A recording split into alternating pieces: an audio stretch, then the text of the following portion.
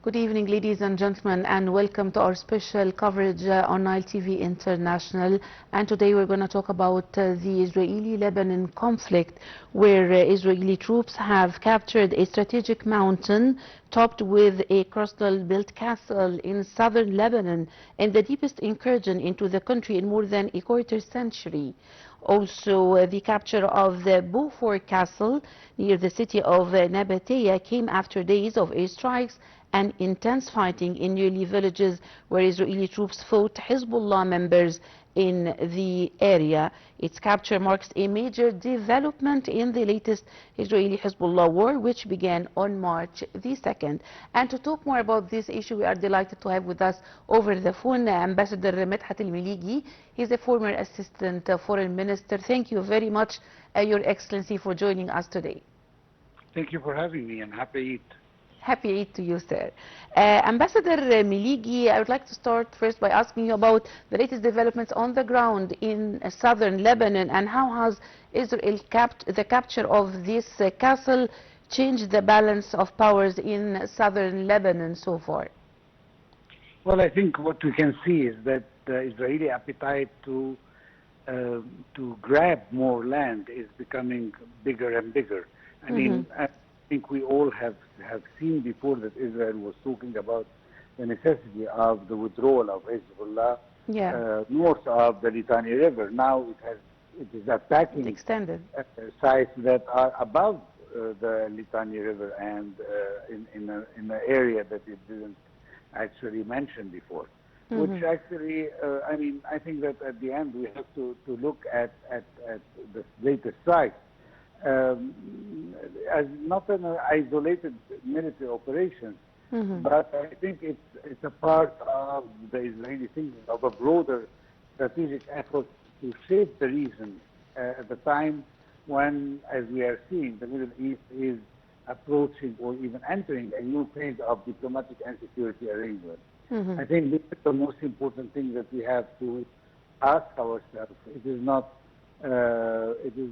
why Israel is attacking Lebanon, but why is it doing so now, and what it hopes to achieve before any potential regional understandings emerge.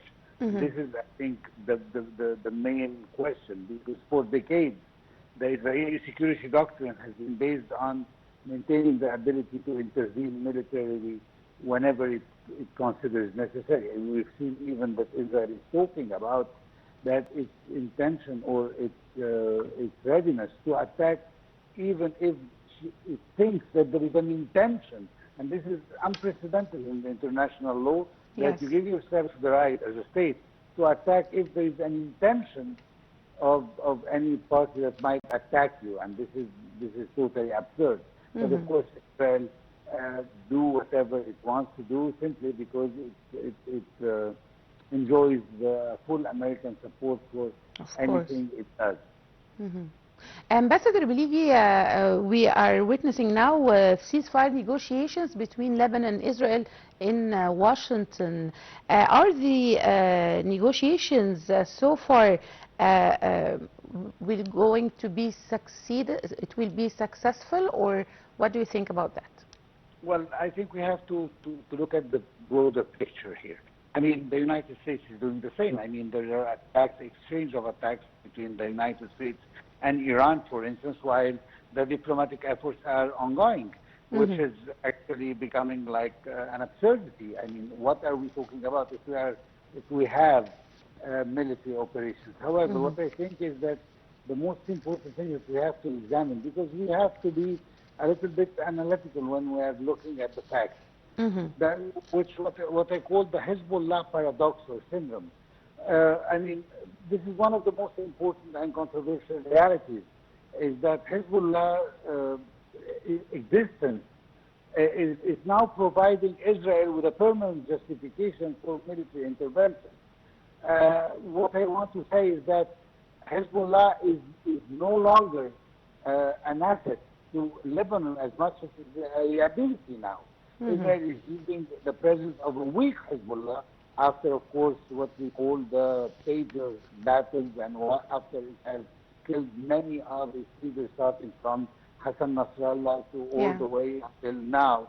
So Hezbollah is weak, but its presence actually justify for Israel whatever it wants to do because Hezbollah is there. So actually, it's becoming more of a help to Israel than it is to the people of Lebanon. And this is the fact. I mean, ironically, I mean, every organization that emerged to resist Israel occupation has become one of the principal arguments that Israel is using to justify its continued military action against any country. And I think that this is the worst thing that we are going through. I mean, whether we are looking at Hamas in Palestine or Hezbollah, and because of the Israeli impunity policy from the United States and the West in general, so just the presence of any weak resistance movement is a good alibi for Israel to continue its attacks with always the claim to defend itself.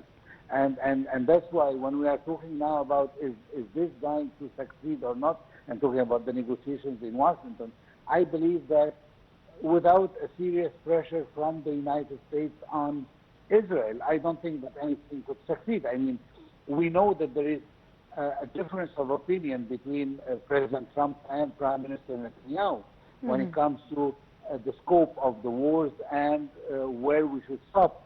But nevertheless, Israel has always kept this veto right to pressure President Trump to obtain more and more. I mean, when the first ceasefire took place between Iran and the United States, it was clear that it meant all the fronts.